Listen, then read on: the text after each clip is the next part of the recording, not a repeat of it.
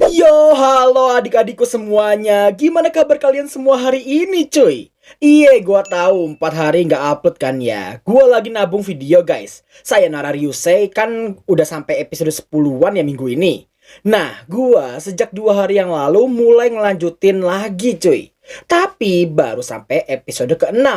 Gua cuma minta kalian untuk sabar menunggu. Karena gua itu pengen memberikan kualitas video terbaik dan bukan sekedar screenshotan geser-geser doang. So, jangan lupa dipencet tombol subrek, like, dan yang paling penting ialah aktifkan lonceng notifikasi di bawah. Tanpa berlama-lama lagi, inilah dia Maoni Senkyujukyu episode ke-9. Di episode sebelumnya, Vel, Makina, dan Takahashi harus menyusup ke dalam Akademi Sihir Luxel demi mendapatkan catatan pilar iblis agar mereka bisa mencari 3 bangsawan iblis yang masih belum diketahui keberadaannya. このように資料術の魂魄複製や錬金術のホムンクルスといったものと同様、それ以上に降霊術そのものが現代魔法の倫理としてタブー視されています。 Di tengah Bumagro yang sedang mengajar, gadis pirang bermata unik ini terus memandangi Vel yang menarik perhatiannya. Gak lama kemudian Bumagro terhenti karena Vel yang sejak tadi tidak mencatat materinya sama sekali. Vel pun merasa gak masalah atau dia telah mengingat semua materi yang telah disampaikan olehnya. Mendengar hal itu, Bumagro berniat mengujinya dengan menanyakan peristiwa tahun 722 Masehi yang sempat dibahasnya tadi. ルスタンド王国の宮廷魔導士レールロッドが降霊術の実験中に下ろした英雄の魂に肉体の主導権を乗っ取られた事件だ。あの時は大変だったな。まさか嫁を寝取られて錯乱したレールロッドが適当な術式。 OK、正解です。 Seketika para murid pun terkejut karena informasi yang disampaikan oleh Vel barusan tidak ada penjelasannya, tapi dia seolah telah melihatnya secara langsung. だからなんでマキナが得意げなのさ。 Scene berpindah ke kantin. Nampaknya si gadis pirang yang masih memperhatikan Vel yang kini jadi pusat perhatian karena kerjaannya sebagai seorang live streamer yang lagi naik daun. Gak lama setelahnya seorang NPC menghampiri si gadis, tapi dengan gaya selengean dan merendahkannya. 君も留学生に興味津々か? 没落したレイナード家の当主山田レイナード日月様. Iya, si gadis pirang rupanya bernama Yamada Hizuki Reinhardt, salah satu dari 3 keluarga besar kota Akiba yang kini telah jatuh. Si NPC jambul bak jembit di Pomet ini sendiri punya nama Albert Heigrams. Dia terus-menerus merendahkan Hizuki yang tidak memiliki bakat sihir sama sekali. Bahkan keluarganya pun telah jatuh, tapi dia tetap nekat bersekolah di Akademi Luxel tersebut. Awalnya si Hizuki nggak memperdulikan semua hinaan yang tertuju padanya. Tapi ketika si NPC jembit Pomet ini menghina ibunya yang menikahi pria biasa dari kota listrik, seketika itu pula Hizuki langsung emosi dibuatnya. Nanda? その目は。私のことは何言ってもいいけど、お父様とお母様を侮辱するのは許さない。僕は事実を述べているだけだ。 Merasa risih dengan setiap ucapan yang dilontarkan oleh si Albertot, Vel menyuruhnya untuk diam bahkan melakukan sarkas ringan padanya. Berhubung sesi makan udonnya sudah terganggu, Vel napak siap pasang badan untuk meladeni celotehan tak mendasar darinya. Dan ya, namanya juga bangsatuan, kerjaan Vel yang seorang live streamer langsung direndahkannya, tapi hal itu tidak berdampak sama sekali untuk Vel. Nah, di saat Vel yang baru teringat dengan nama keluarga Heigrams miliknya, dia langsung sadar bahwa si Albertot ini adalah keturunannya Gunval Heigrams. Melainkan Gunval adalah sosok pengecut yang kabur di tengah pertempuran Stanbolt dalam kondisi lari terbirit-birit hingga ompolnya juga berceceran di sepanjang jalan. Mendengar hal itu, Albertot yang mau emosi pun dipotong kembali dengan Vel yang mengatakan, "Gak usah sombong lu, Tong. Bakat sihir lu aja ada di bawahnya si Hizuki yang lu hina tadi." Mendengar hinaan itu, tanpa pikir panjang si Albertot ini langsung menantang si Vel untuk berduel dengannya. 教えてやらなきゃいけないみたいだな。君に決闘を申し込む。 Scene beralih ke arena akademi. Hizuki yang tengah menunggu nampak dihampiri Takahashi dan juga Makina. Berhubung Takahashi adalah tipikal cewek yang suka blak-blakan, dia menanyakan beberapa hal sensitif ke Hizuki. Mulai dari alasan orang-orang yang menjauhinya, hingga alasan kenapa dia masih bersekolah di Akademi Luxel jika tidak memiliki bakat sihir sama sekali. Untungnya aja berkat sifat blak-blakannya itulah, Hizuki mau menjawab semua pertanyaannya, tapi tidak dengan detailnya. あんた周りから距離置かれてるけど、何やったの？高橋。私が落ちこぼれのくせにこの学園に通ってるのが気に入らないのよ。座学の成績は結構いいの。でも、魔法が使えない。なんで魔法学校通ってんの？まあ、いろいろあんのよ。Usai mendengarkan semua jawabannya, Makina berganti topik dengan alasan Akademi Luxel yang mengizinkan duel antar siswa seperti itu. Hizuki pun menjelaskan akademi mereka dibangun dengan tujuan melatih para mage newbie dalam pertempuran langsung dan tidak hanya teorinya saja. Bersyukurnya di sini, salah satu guru pasti akan mendampingi duel itu agar tidak terjadi kecelakaan yang tidak diinginkan. そこな女ひじきはぁ？ひずきよ、ひずき！そんな海藻みたいな名前じゃないわよ！このベルトール・ベルベット・ベール・シュバルトの鮮やかな勝利をな。 Tersinggung dengan Vel yang merasa udah menang, Albertot yang merasa paling superior pun memperingatinya bahwa dirinya ini adalah siswa teratas yang mendapatkan nilai A+ hampir di segala aspek sihir. Vel yang mendengarnya justru mempertanyakan sistem penilaian akademi mereka. Karena jika hanya berdasarkan kekuatan sihir saja, maka Hizuki jauh berada di atasnya.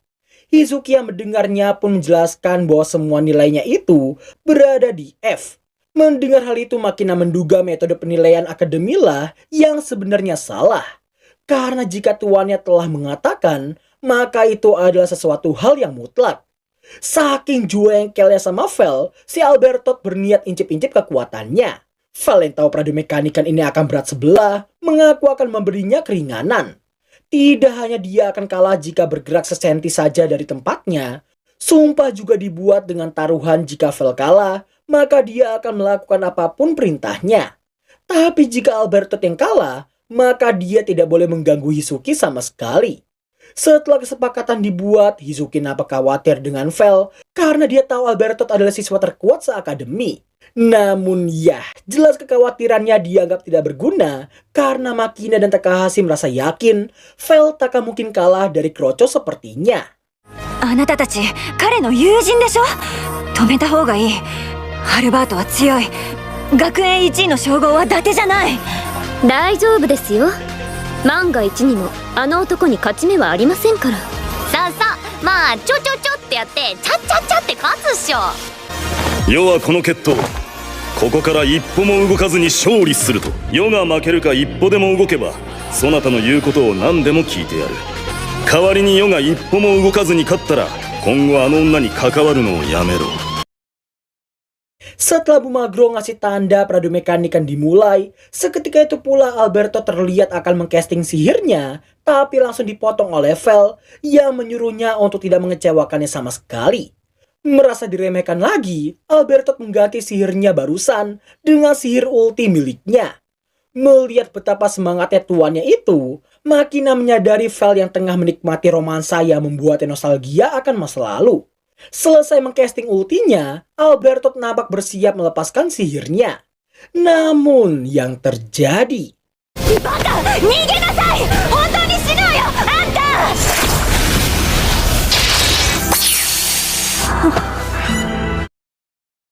Meski kelihatan sangat-sangat cupu, tapi Vel mengakui Aether Arrow-nya si Alberto tadi yang terasa cukup kuat baginya.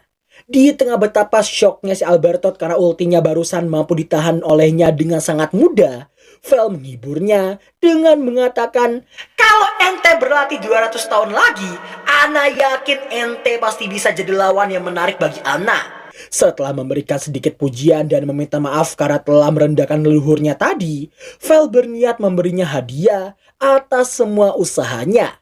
Hingga pada akhirnya...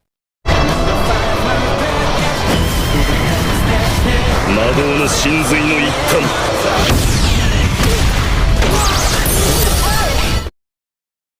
Sontak Hizuki pun sangat-sangat terkejut dan mempertanyakan sihir apa yang baru dipakai oleh Vel barusan. Makina pun menjelaskan bahwa tuannya itu hanya melemparkan gumpalan sihir yang habis dikompresi. Dan menerimanya secara langsung sebenarnya adalah sebuah kehormatan bagi makhluk manapun.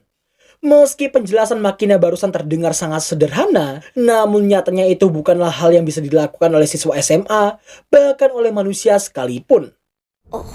どうしたマグロ勝者の名を告げよ。勝者ベルトール・ベルベット・ベールシュバルト君。 Setelah itu, Vel terlihat menemui Hizuki di lorong. Mendengar Vel yang mengaku mempersembahkan kemenangan tadi untuknya, sontak hal itu membuat Hizuki agak memerah dan berterima kasih padanya. Meski begitu, Hizuki tetap memintanya untuk tidak berurusan lagi dengannya jika tidak ingin kesialan menghampiri mereka. Scene berpindah menampilkan 3 serangkai yang lagi jalan-jalan di kota Akiba. Setelah cukup banyak perbincangan soal kesombongan bangsawan, Takahashi gak menyangka pintu rahasia yang dimaksudkan ternyata membutuhkan yang namanya 3 kunci regalia dari 3 keluarga besar. Tidak hanya sulit mendapatkannya, bahkan mereka gak tahu apakah catatan pilar iblis benar-benar ada di sana atau tidak. Takahashi mengaku penasaran apakah Vel dan Makina gak bisa menghancurkan pintu itu saja biar semua lebih cepat selesai. Pertanyaan itu sebenarnya cukup masuk akal bagi si Vel. Tapi yang ditakutkan ialah semua harta di dalamnya juga akan ikutan hancur jika pintunya dibuka secara paksa. Dengan kata lain, satu-satunya cara hanyalah membukanya dengan 3 kunci regalia saja. Untungnya di sini kunci pedang masih berada di tangan Bu Kepsek, jadi mereka cuma tinggal mencari 2 lagi. Kunci mahkota sendiri masih berada di tangan sang penguasa kota listrik, Cornea Seibert. Yang menjadi masalah di sini adalah kunci orb yang dinyatakan telah menghilang. 山田レイナード日月ですね。レイナードって。そうアルバートとの会話から察するにあの娘は御三家レイナード家の当主。 Sederhananya, Vel dan kawan-kawan tinggal melakukan pendekatan sedikit demi sedikit agar nantinya mereka bisa punya sedikit petunjuk tentang keberadaan regalia terakhir itu. Gak lama setelahnya tibalah mereka di sebuah wilayah yang menjadi tujuan mereka bertiga. 魔法界の対となる欲望と凶楽の渦巻く街電気街。 Singkat cerita, setelah Vel nanyain caranya menarik informasi di tempat itu, Takahashi lebih dulu memperingati agar jangan sampai dia nyasar di kota listrik. Karena saking jelimetnya tiap gang yang membentuk seperti labirin, butuh waktu seharian penuh untuk bisa keluar dari sana. Sehabis memberi peringatan pada mereka berdua, keduanya pun diajak pergi ke sebuah Mad Cafe dengan dalih Mad Cafe itu sama kayak bar di beberapa game yang pernah Vel mainkan. Simpelnya, tempat ini adalah tempat penarikan sejumlah informasi dari yang paling gak penting sampai yang paling penting sekalipun. いつもご指名ありがとうございます。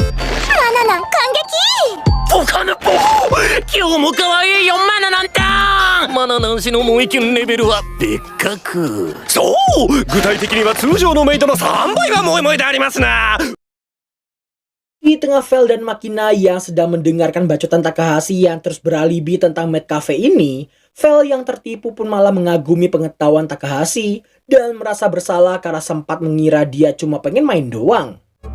すまない。あはは、まさかそんなわけないじゃん。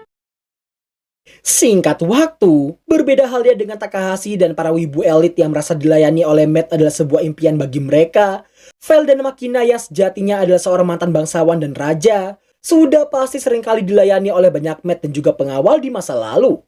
Usai membicarakan hal-hal nggak penting, diketahui Mad Cafe ini melarang keras yang namanya pelecehan terhadap setiap Matt mereka.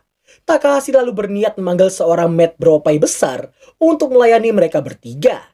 Dan gua yakin banget banyak dari kalian yang udah pada sadar siapa yang akan datang ke meja mereka habis ini. お待たせしました。ご主人様。あ